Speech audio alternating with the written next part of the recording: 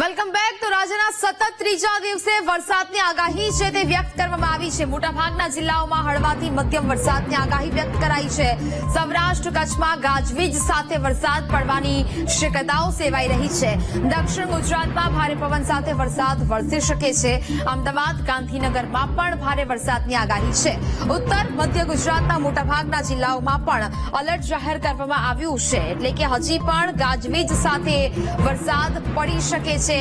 ભારે વરસાદની આગાહી ઉત્તર ગુજરાતમાં કરવામાં આવી છે। ઉત્તર અને મધ્ય ગુજરાતના મોટાભાગના જિલ્લાઓમાં એલર્ટ જારી કરવામાં આવ્યું છે। રાજ્યમાં સતત ત્રીજા દિવસે વરસાદની આગાહી, મોટાભાગના જિલ્લાઓમાં હળવાથી મધ્યમ વરસાદની આગાહી છે તે કરવામાં આવી છે। સૌરાષ્ટ્ર કચ્છમાં ગાજવીજ સાથે વરસાદ પડવાની શક્યતાઓ છે તે જોવાઈ રહી છે। દક્ષિણ ગુજરાતમાં ભારે પવન સાથે વરસાદ થઈ શકે અને વરસાદ શરૂ પણ થયો છે। સુરતના કેટલાક ભાગોમાં, અમદાવાદ ગાંધીનગરમાં પણ ભારે વરસાદની આગાહી વ્યક્ત થઈ છે। ઉત્તર મધ્ય ગુજરાતના મોટાભાગના જિલ્લાઓમાં એલર્ટ જાહેર કરાયું છે।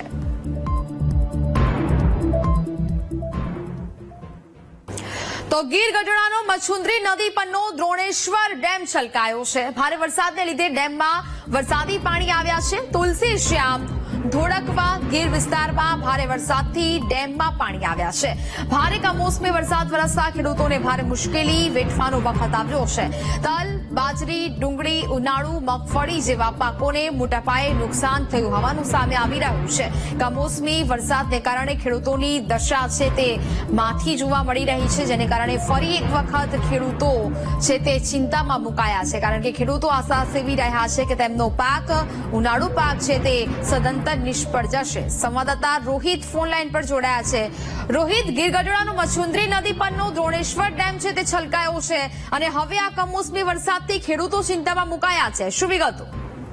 ચોક્કસથી ખાસ તો ગીર પંથકની અંદર છેલ્લા 2 દિવસથી જે છૂટો છવાયો જે વરસાદ પડી રહ્યો હતો, તેમાં ખાસ તો જે ગીર વિસ્તારની અંદર જે 1.5 થી 2 ઇંચ જેટલો જે કમોસમી વરસાદ પડ્યો છે, તેને લઈને ખાસ કરીને જે દ્રોણેશ્વર ડેમ છે તે હાલ ઓવરફ્લો થયો છે। તેની સાથોસાથ જે ગીર પંથકની અંદર કેસર કેરીનું વાવેતર મોટા પ્રમાણમાં હોય છે, ત્યારે જે કમોસમી વરસાદ આવ્યો તેના કારણે કેસર કેરી અને તેની સાથોસાથ ઉનાળુ પાકની અંદર જે કઠોળનો પાક જે મોટા પ્રમાણમાં હતો તેને પણ નુકસાન થયું છે।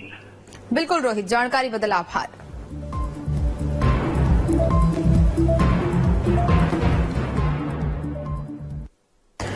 તો જૂનાગઢના આણંદપુરમાં ઓઝતવીર ડેમ ઓવરફ્લો થયો છે, જ્યાં પાણીની આવકને લઈને નીચાણવાળા વિસ્તારોને એલર્ટ કરવામાં આવ્યા છે।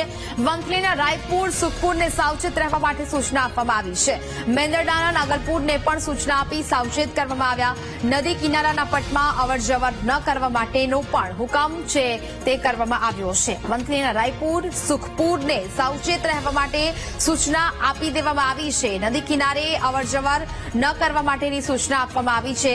ઓઝતવીર ડેમ છે તે ઓવરફ્લો થયો છે, જેને કારણે નીચાણવાળા જે વિસ્તારો છે તેને પહેલેથી જ એલર્ટ કરી દેવામાં આવ્યા છે, સાથે નદી કિનારે ન જવા પણ સૂચના આપી છે। વરસાદની આગાહી કરવામાં આવી હતી, તેને લઈ આજે બપોર બાદ જે વરસાદ વરસ્યો છે, ત્યારે જૂનાગઢ જિલ્લામાં વાત કરવામાં આવે તો જે કેશોદ, જે વંથલી તેમજ મેંદરડા વિસ્તારમાં તેમજ વિસાવદર વિસ્તારમાં વરસાદ વરસ્યો હતો। ભારે વરસાદ વરસવાને લઈ જે આણંદપુર ગામ પાસે આવેલ જે ઓઝતવીર જે આણંદપુર ડેમ છે તેમાં પાણીની આવક થઈ હતી, જેમાં પાણીની આવક થવાને લઈ અનેક વિસ્તારોને એલર્ટ કરવામાં આવ્યા છે। આ પાણી છોડવામાં આવી રહ્યું છે, ત્યારે જૂનાગઢ તાલુકાનું જે આણંદપુર ગામ છે તેને એલર્ટ કરવામાં આવ્યું છે। વંથલી તાલુકાનું ગામ છે તેમાં રાયપુર, સુખપુર તેમજ મેંદરડા તાલુકાના જે નાગલપુર ગામ છે તેને એલર્ટ કરવામાં આવ્યા છે। ત્યારે જૂનાગઢ જિલ્લાના આ 4 ગામો એલર્ટ કરવામાં આવ્યા છે।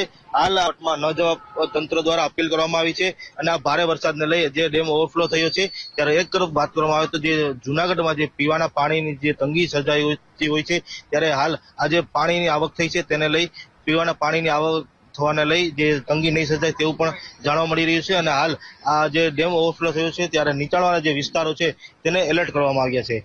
જય Virani, VTV news, Anandpur dam.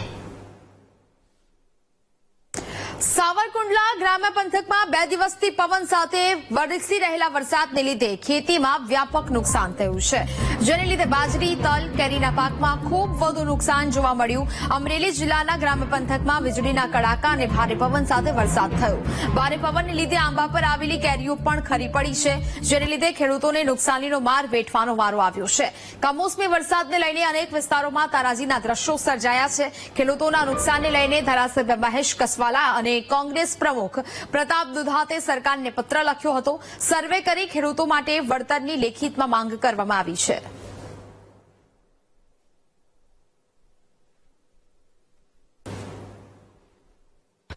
કાલે જે કમોસમી વરસાદ પડ્યો એના કારણે અમારે ગામમાં ઝાઝા બાગાયત છે, આંબાનું વાવેતર.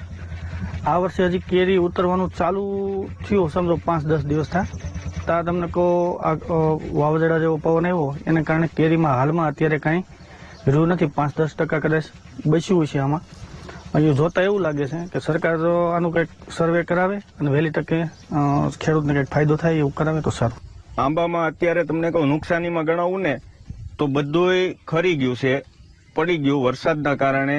દર વર્ષે આનું આ જ થાય છે. આંબા ભાંગી ગયા છે, અમુક ડાળો ફાંઈ ગઈ છે. દર વખતેનું આનું આ જ હોય છે.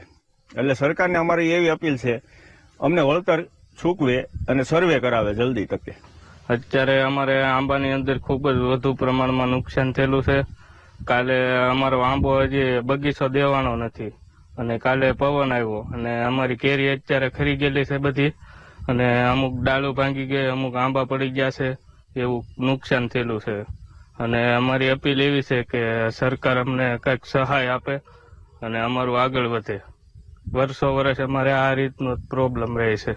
ગઈકાલે પડેલા ભારે વરસાદના કારણે જે પાક છે પાકને ખૂબ નુકસાની થવા પામી છે. પવન સાથે જે વરસાદ થયો, મિની વાવાઝોડું ફૂંકાણું, તે કારણોસર અનેક પાકો છે ખેડૂતોને હાલ નિષ્ફળ જવાની ભીતિ સેવાઈ રહી છે. ખાસ કરી અત્યારે જે ઉનાળુ પાક હતા એમાં મુખ્ય કેરી, તલ, બાજરી સહિતના પાક હતા. ત્યારે ગઈકાલના ભારે વરસાદના કારણે તલનો જે બાજરાનો પાક છે એ જમીનદોસ્ત થઈ જવા પામ્યો છે. આપણે જોઈ શકીએ છીએ કે બાજરો ખેડૂતે વાવેલો છે. આ લગભગ 10 વીઘાનો બાજરો છે. તમામ પ્રકારના બાજરાના વૃક્ષો છે ઢળી પડ્યા છે. આ જે બાજરો છે એ પાક તૈયાર હતો, ખેડૂતોને લણવાની તૈયારી હતી, ત્યારે અચાનક કમોસમી વરસાદના કારણે આ બાજરો છે એ જમીનદોસ્ત થઈ ગયો છે. આ બાજરો સાવ નકામો છે, હવે આનો ચારો પણ નહીં થઈ શકે કારણ કે આ એકદમ પલળી જવા પામ્યો છે. ત્યારે હાલ ગત જે રાત્રે અને ગત દિવસે જે કમોસમી વરસાદ ખાબક્યો હતો, આ વરસાદના કારણે ખેડૂતોને ભારે નુકસાન થયું છે. Dilip Jiruka, VTV news, Amreli. તો બોટાદ જિલ્લામાં છેલ્લા 3 દિવસથી પડતા કમોસમી વરસાદને લીધે ખેડૂતોની હાલત કફોડી બની ગઈ છે. કમોસમી વરસાદથી ખેતીમાં મોટા પાયે નુકસાન જોવા મળી રહ્યું છે. બોટાદના કાનિયાડ ગામે માવઠાનો માર ખેડૂતોને સહેવાનો વારો આવ્યો છે. વરસાદમાં તલ, જુવાર, બાજરી, મગ, મકાઈ, શાકભાજીના પાકનો બગાડ જોવા મળ્યો છે. ખેડૂતોનો તૈયાર પાક પણ વરસાદમાં ધોવાઈ ગયો છે. વરસાદને લીધે તલના ભાવમાં પણ મોટો ફરક આવ્યો છે, જેને લીધે ખેડૂતો પાયમાલ બની ગયા છે.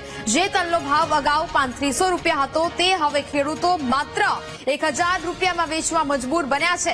ખેડૂતોએ સરકાર પાસે તાત્કાલિક સર્વેની માંગણી કરી નુકસાનીનું વળતર ચૂકવવાની માંગ કરી છે.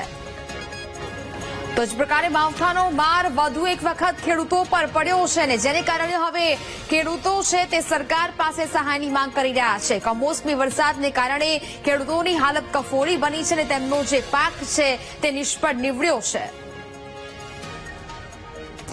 નુકસાન ફૂલ થઈ રહ્યું છે. તલ, મગ, મકાઈ, બાજરી તેવામાં નુકસાન થઈ રહ્યું છે. તેલની સ્થિતિ હાવ ભયંકર છે. એમાં તલ ખેખેરીને બોટાદ યાર્ડમાં માર્કેટમાં લઈ જવાના હતા. વાવાઝોડું વરસાદ આવી ગયો, બગડી ગયા. તલ 6-7 લાખ રૂપિયાનું હતું, એમાંથી હવે 2-2.5 લાખ રૂપિયાનું આવે નુકસાન થઈ રહ્યું. 3-4 લાખ. અમારે વાવેતર હતું તલ, મગ, મકાઈ અને બાજરીનું. તલનું વાવેતર છે 50-55 વીઘાનું, બાજરી 10 વીઘાની, મગઈ છે 10 વીઘા, મકાઈનું વાવેતર એટલું હતું. કમોસમી વરસાદના હિસાબે સ્થિતિ બહુ ભયંકર થઈ ગઈ છે. અત્યારે જો કે તલ ખીરીની યાર્ડમાં લઈ જવાના હતા, 3 દિવસથી સતત વરસાદના કારણે બધું રાખ થઈ ગયું છે. પહેલા તો એમ હતું કે 3035 આવશે, પણ હવે 1200 થી 1500 ની ગણતરી છે.